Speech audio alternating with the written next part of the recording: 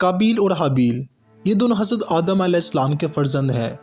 ان دونوں کا واقعہ یہ ہے کہ حضرت حوا رضی اللہ تعالیٰ عنہ کے ہر حمل میں ایک لڑکا اور ایک لڑکی پیدا ہوا کرتے تھے، اور ایک حمل کے لڑکے کا دوسرے حمل کی لڑکی کے ساتھ نکاح کیا جاتا تھا۔ اس دستور کے مطابق حضرت آدم علیہ السلام نے قابیل کا نکاح لیوزا سے جو حابیل کے ساتھ پیدا ہوئی تھی کرنا چاہا، مگر قابیل اس پر راضی نہ ہوا کیونکہ اکلیمہ زیادہ خوبصورت تھی، اس لیے وہ اس کا طلبگار ہوا۔ حضرت آدم علیہ السلام نے اس کو سمجھایا کہ اکلیمہ تیرے ساتھ پیدا ہوئی ہے، اس لیے وہ تیری بہن ہے، اس کے ساتھ تیرا نکاح نہیں ہو سکتا، مگر قابیل اپنی ضد پر اڑا رہا۔ براکل حضرت آدم علیہ السلام نے یہ حکم دیا کہ تم دونوں اپنی اپنی قربانیاں خدا کے سامنے پیش کرو، جس کی قربانی مقبول ہوگی وہی اکلیمہ کا حقدار ہوگا۔ قربانی کی مقبولیت کی یہ نشانی تھی کہ آسمان سے ایک آگ اترتی اور اس کو کھا لیا کرتی تھی۔ چنانچہ قابیل نے گیہوں کی کچھ بالیں اور حابیل نے ایک بکری قربانی کے لیے پیش کی۔ آسمانی آگ نے حابیل کی قربانی کو کھا لیا اور قابیل کے گیہوں کو چھوڑ دیا۔ اس بات پر قابیل کے دل میں بغض اور حسد پیدا ہو گیا اور اس نے حابیل کو قتل کر دینے کی ٹھان لی اور حابیل سے کہہ دیا کہ میں تجھ کو قتل کر دوں گا۔ حابیل نے کہا کہ قربانی قبول کرنا اللہ تعالیٰ کا کام ہے اور وہ متقی بندوں کی ہی قربانی کو قبول کرتا ہے۔ اگر تو متقی ہوتا تو ضرور تیری قربانی کو قبول کر لیا جاتا۔ ساتھ ہی حابیل نے یہ بھی کہہ دیا کہ اگر تو میرے قتل کے لیے ہاتھ بڑھائے گا تو میں تجھ پر اپنا ہاتھ نہیں اٹھاؤں گا، کیونکہ میں اللہ سے ڈرتا ہوں۔ میں یہ چاہتا ہوں کہ میرا اور تیرا گناہ دونوں تیرے ہی پلے پڑیں اور تو دوزخی ہو جائے، کیونکہ بے انصافوں کی یہی سزا ہوتی ہے۔ آخر قابیل نے اپنے بھائی حابیل کو قتل کر دیا۔ اس وقت حابیل کی عمر 20 برس تھی اور قتل کا یہ حادثہ مکہ مکرمہ میں جبل سور کے پاس پیش آیا، اور بعض کا قول یہ ہے کہ بصرہ میں جس جگہ پر مسجد اعظم بنی ہوئی ہے منگل کے دن یہ سانحہ ہوا۔ روایت یہ ہے کہ جب حابیل قتل ہو گئے تو 7 دنوں تک زمین پہ زلزلہ رہا، تمام درندوں میں اضطراب اور بے چینی پھیل گئی تھی، اور قابیل جو بہت ہی گورا اور خوبصورت تھا، بھائی کا خون بہاتے ہی اس کا چہرہ بالکل کالا سیاہ اور بدصورت ہو گیا تھا، اور حضرت آدم علیہ السلام کو بے حد دکھ ہوا، یہاں تک کہ حابیل کے رنج و غم میں 100 برس تک کبھی آپ کو ہنسی نہیں آئی۔ اسی غم میں حضرت آدم علیہ السلام نے ایک شعر کہا، اس کا ترجمہ کچھ اس طرح سے بنتا ہے: تمام شہروں اور ان کے باشندوں میں تغیر پیدا ہو گیا، زمین کا چہرہ غبار آلود اور کبھی ہو گیا، ہر رنگ اور مزہ دار چیز بدل گئی اور گورے چہرے کی رونق کم ہو گئی۔ حضرت آدم علیہ السلام نے شدید غضبناک ہو کر قابیل کو پھٹکار کر اپنے دربار سے نکال دیا، اور وہ بدنصیب اکلیمہ کو ساتھ لے کر یمن کی سرزمین عدن میں چلا گیا۔ وہاں ابلیس اس کے پاس آ کر کہنے لگا کہ حابیل کی قربانی کو آگ نے اس لیے کھا لیا کہ وہ آگ کی پوجا کیا کرتا تھا، لہٰذا تو بھی ایک آگ کا مندر بنا کر آگ کی پوجا کیا کر۔ چنانچہ قابیل پہلا وہ شخص تھا جس نے آگ کی عبادت کی، اور یہ روئے زمین پر پہلا وہ شخص تھا جس نے اللہ تعالیٰ کی نافرمانی کی اور سب سے پہلے زمین پر خون ناحق بہایا، اور یہ وہ پہلا مجرم ہے جو جہنم میں سب سے پہلے ڈالا جائے گا۔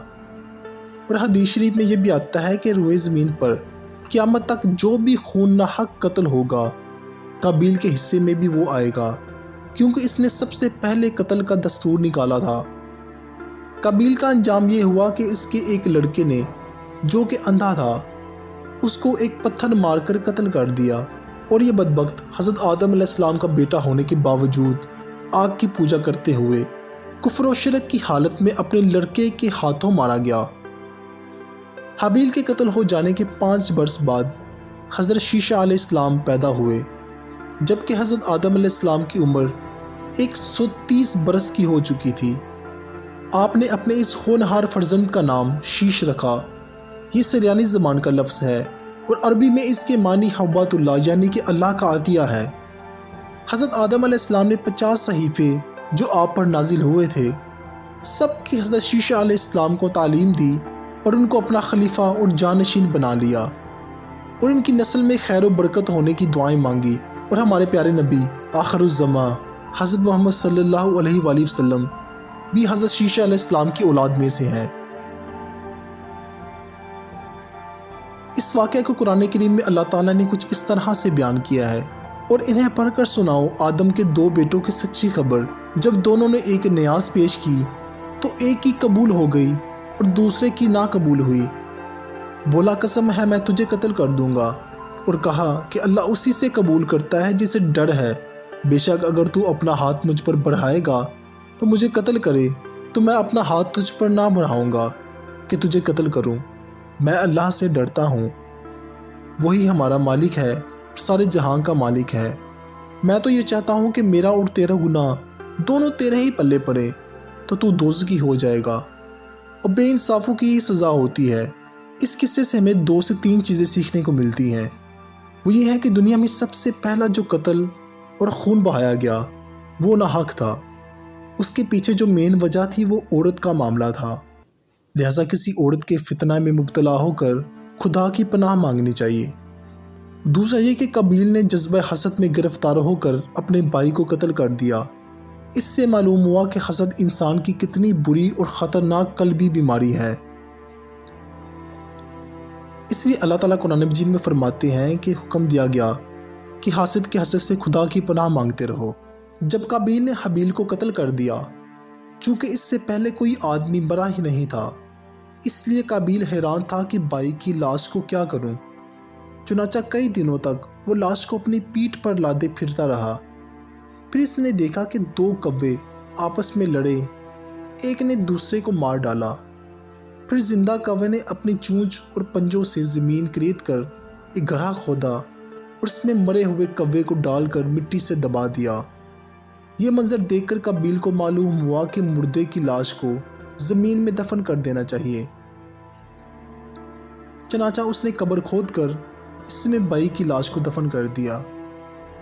قرآن مجید میں اس واقعے کا ذکر کچھ اس طرح سے آتا ہے۔ سورہ المائدہ: تو اللہ نے ایک کوے کو بھیجا زمین کریت تاکہ اسے دکھائے، کیونکہ اپنے بھائی کی لاش چھپائے، اور بولا ہائے خرابی، میں اس کوے جیسا بھی نہ ہو سکا، میں اپنے بھائی کی لاش چھپاتا تو پچھتاتا رہا۔ اس سے معلوم ہوا کہ انسان پر اس کی دنیاوی زندگی کی راہ میں جب بھی کوئی مشکل درپیش ہوتی ہے تو اللہ تعالیٰ ایسا رحیم و کریم ہے کہ کسی نہ کسی طریقے سے یہاں تک کہ چرندوں اور پرندوں کے ذریعے بھی مشکلات کا حل بتا دیتا ہے۔ تو دوستو، مجھے امید ہے کہ آپ کو اس واقعے سے کچھ نیا جاننے کو ملا ہوگا اور یہ ویڈیو آپ کو پسند آئی ہوگی۔ اگر یہ ویڈیو اچھی لگی ہو تو چینل کو سبسکرائب کرنا مت بھولیں۔